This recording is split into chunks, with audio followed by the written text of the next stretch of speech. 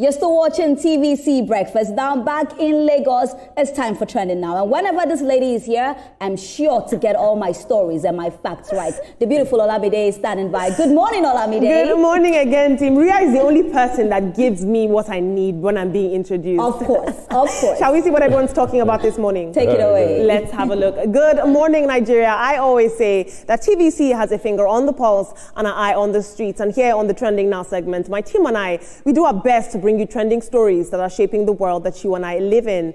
We begin today with this submission, where a social media post from Africa's richest man, Aliko Dangote, is causing a lot of conversation on social media. Now, in a viral Instagram post, Dangote made a surprising prediction, advising anyone holding US dollars to sell them within the next 2 months. He claimed that the value of the dollar will soon crash. The post has, of course, sparked widespread reactions online, with many users expressing shock and curiosity over his statement. So far, Dangote has not released any further explanation or details about what led to his prediction. But if you're one of those people that carry dollars a lot, some of us earn in naira, but please do the needful. Let's take a look at social media. I'll take 2 submissions. Always like to hear what you have to say. Femi, the realtor, says, no rich man wants you to be okay. Know this and stay alive.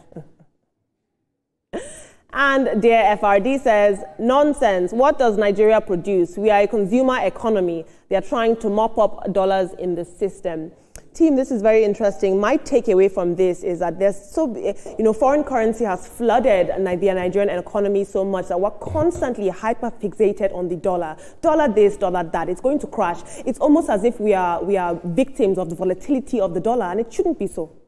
Yes, somebody like Dangote does international business, so somebody will want to say, okay, maybe he knows something I do not know. But when you want to look at it from the other side, maybe he wants you to sell the dollar very fast so he can mop it up. I don't know where you stand, but it gives room for 2 scenarios. Olamide, this story. Ria, I know you love dollars. I don't know where Alhaji Dangote stands, but like I've said it rightfully on this table, I'm a person that likes to save in dollar a lot. I don't know if it's good or if it's bad, but it's just something I've been doing even since I was in Ghana. Now he's saying this, it's a bit scary. I'm thinking, shall I do this or shall I do that? Now he's put all of us that save in dollars at a very tight position. I don't know if it's for his selfish reasons or he's actually seen something coming. But at the end of the day, I would say if you're in Nigeria, save your naira.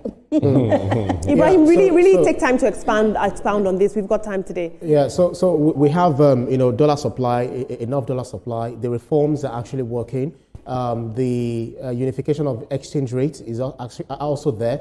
So much so that we used to, because before, during the Emefiele administration, when I say Emefiele, at the Central Bank of Nigeria, we used to, what's it called? We used to pour money to buy the dollar. To maintain the exchange rate.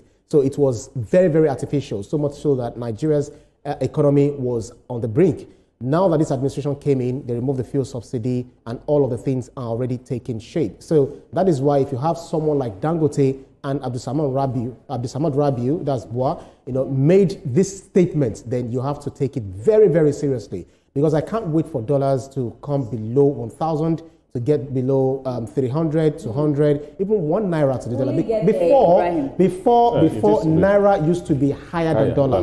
We used to borrow UK money. We used to borrow most of these countries' money. And these countries, they came, World Bank, IMF, all of them saying, debase your currency, what's it called? Devalue your currency. You have to do this, you have to do that. And then those people back in the day, I don't know what they were thinking. They kept doing it, and then we had naira. Where we are. So much so that when we have dollar sneezing, our own naira goes into ICU. So enough of that. So the administration is actually doing a whole lot of things. Dangote is bringing in different trucks. He's also expanding his refineries. So we are exporting more oil. We are doing all of these agriculture exportation. So we are doing more exportation than importation right now. So most definitely the dollar would definitely crash against the naira. Absolutely. Dangote has been doing a fantastic job as well. But like some of the tweets that you read, come see, come sa, we're thinking where exactly, is he standing? Yeah. But yeah, let's see how it goes. I look forward to the day where the naira will be looked at as a currency worth following. Thank you so much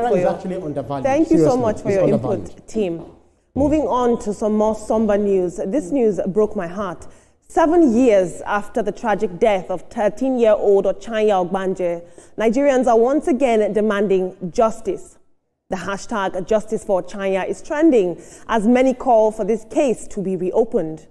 Ochanya was a JSS 1 student of Federal Girls Government College, Boko, and she died in 2018 from vesicovaginal fistula after years and years of sexual abuse by her guardian, Andrew Ogbuja, and his son, Victor Ogbuja, both of whom now walk free. While her aunt Felicia Ogbuja was convicted in 2022 for negligence, she served only 5 months in prison. Andrew, on the other hand, was later acquitted after prosecutors failed to prove their case beyond reasonable doubt. Now, social media users are using their voice to say that the system failed Ochanya, and they're urging authorities to reopen the case so that the little girl whose voice was once silenced can finally get justice. In the video you're about to watch, just a few months before her death, the late Ochanya herself speaks of her ordeal in the hands of the Ogbuja family. Take a look. To school, because there was no school in my village. So when I went there, when I was 8, the son started sleeping with me. Then when the sister caught him, the sister then reported him to the father. Then the father scolded at him, and that was when the father started.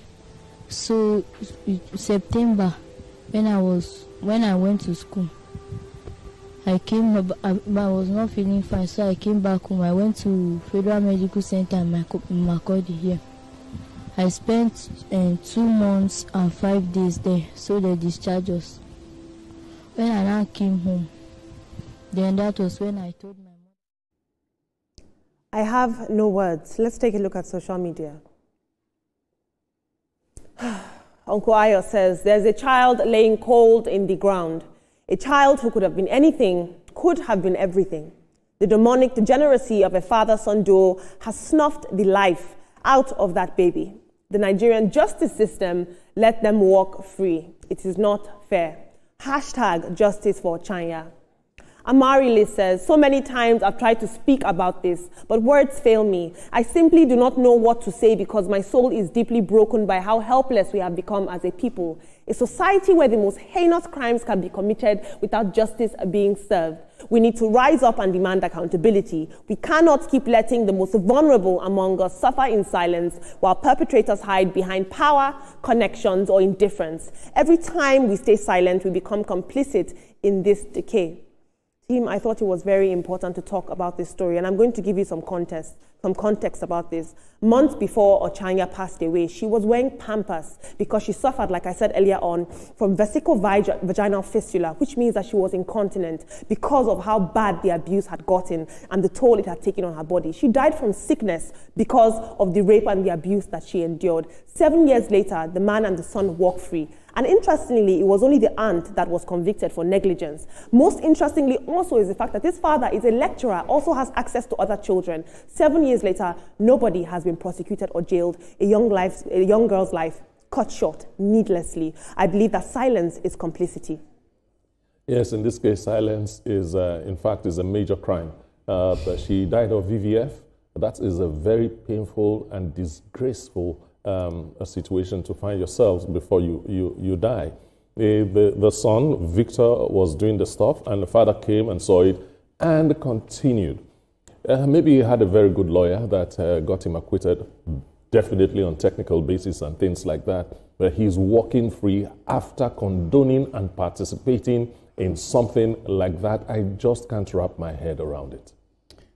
Olamide, first of all, thank you for bringing the story to light, because I saw it on social media yesterday and I saw the amount of comments I saw under it. As a journalist, I'm not going to take this lightly. I would really push, for these people to be arrested, because you cannot do this to a little girl. How wicked can you be? A father and a son, 2 grown men on such a little girl. Now look at the fact that this girl is dead and gone. But Ochanya, if there's anything that we will promise you is that these people that did this would be brought to book. These people would definitely face the wrath of the law. They will be locked up. As a journalist, I'm really, really going to follow through this story and make sure that she just gets the justice that she needs.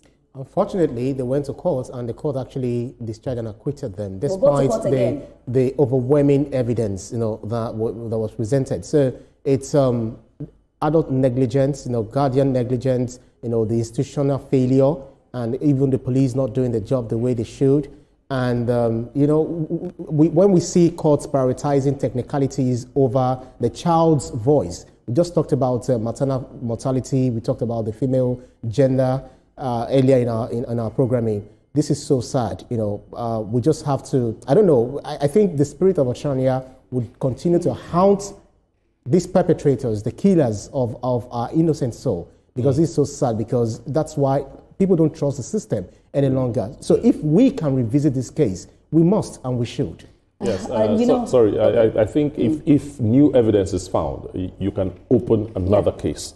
But the first one has been done and dusted. There were overwhelming evidence. And that's where I want to come to Olamide. This case will be opened again. We are not talking about her spirit fighting. No, we will fight for her. We that are alive will fight for her to make sure that she gets this justice. Because we cannot have a lot of evidence like that and these people are still working. Do you know what they're doing to other young girls? This is not something we joke with at all. So we're going to reopen this case and we're going to, I trust you, Olamide, we're going to follow through with this case and bring back Nigerians the update. Absolutely. You know what I find so interesting is the fact that we constantly tell our young girls and our women to speak up against abuse, use your voice. This girl spoke up on camera to several media houses. The court has access to this video and nothing was done. Like you said, Ria, all I have to say is justice for Chanya. Thank you so much. Moving on into international news, Ghana is making a big change in its schools. All teachers at the basic level must now use local languages as the main medium of instruction. The Education Minister, Haruna Idrisu, announced this policy, saying that it's a major step towards improving learning and protecting Ghana's cultural identity. Now, this move challenges decades of English dominance, and it follows research that shows that children learn faster and more confidently in their first language or their mother tongue. The decision has, of course, sparked reactions online, and some are praising the move as cultural revival, while others worry about children's future English skills and global competitiveness. Similar debates are actually happening across Africa right now, with countries like Tanzania, Kenya, and Ethiopia grappling with how to balance their mother tongue education and English or French proficiency, leaving many to ask if teaching in our local languages will actually boost learning and cultural pride, or will it create new challenges for students in a global world? Let's take a look at social media. Star Night says, English is now a universal language, but shouldn't stop children from also studying in their mother's tongue. Jacob AK says, they will still learn English. They're only changing the language of instruction in schools to better their learning through more familiar languages. Chale, Ria, I'm going to come to you here. This is your home country. This is your home country, although technically you are a Nigerian, you're one of us. But can you speak on this as well? What do you think, based on your knowledge of, the grassroots of education in Ghana, do you think that this is going to be a helpful development? This is going to be very beautiful, and I love what Haruna Idrisu is doing. A lot of people are supporting him. At the end of the day, no matter the English you learn, you still need to learn your cultural language. A lot of children in Nigeria, in Ghana, I'm already saying Nigeria, God. A lot of children in Ghana already can speak the Twi language. It's universal. So I think that now putting it mandatory that you need to learn that language makes a lot of sense. Because at the end of the day, we keep talking about preserving our culture. How can we preserve our culture? These are some of the things that we can. I know in Nigeria as well, I don't know if it's mandatory, but I know that there are some, I think Yoruba is mandatory, if I'm correct, that they teach it in school. I'm not sure of that. But, we have in Twi, that's our language. Everybody speaks Twi in Ghana, from the bus rider, when you want to communicate is Twi. So just making sure that that Twi is now taught in schools, I think is a fantastic one for Mr. Haruna. Okay, for countries that are not multilingual like Nigeria, that could work easily, but for countries that are as multilingual as Nigeria is, those languages could be subject and put in the curricula. So that way you keep instructing in English, because that is the lingua franca we have in the country. And like in the Southwest, Yoruba is already a subject. In Southeast, Igbo is already a subject. Same thing in the North. But the South, where we have proliferation of languages, Cross River State, for example, who has over 29 languages. So how do you do that? So my suggestion would be, let those local languages be subjects approved by the Federal Ministry of Education and put in the curricula. Yes, this it makes it very beautiful for me, because Kwame Nkrumah, one who actually named Ghana after the independence, he was always saying that one thing is, for us to decolonize our minds, we need to learn the language of the colonizers. Now we've learned the language of the colonizers. We know we know the way they sound like. So as the colonizer said, we now need to understand our own language. Because first off, for you to even say anything in another man's language, you think first in your own mother tongue. That's why sometimes when we speak English, we sound as though we are speaking Yoruba because we are not native speakers. Do you understand? I won't follow you talk. Exactly. So it's beautiful that we are going back to learning the language. So this is just like, ensuring that the mindset, the vision of people like Kwame Nkrumah, Kofi Annan is actually, living and, bringing it back to life. So let's understand our languages so that we'll know how to run our affairs better. Quick question. Let me ask you guys. So I know in Ghana we have Twi, which is like the normal language. In Nigeria, what language is it? Is it Yoruba? No, it's Pidgin English. Oh, it's Pidgin in Nigeria. Oh. Absolutely. Ria, how do I say moving on in Twi? Yankoso. Yankoso. Yankoso. Yankoso.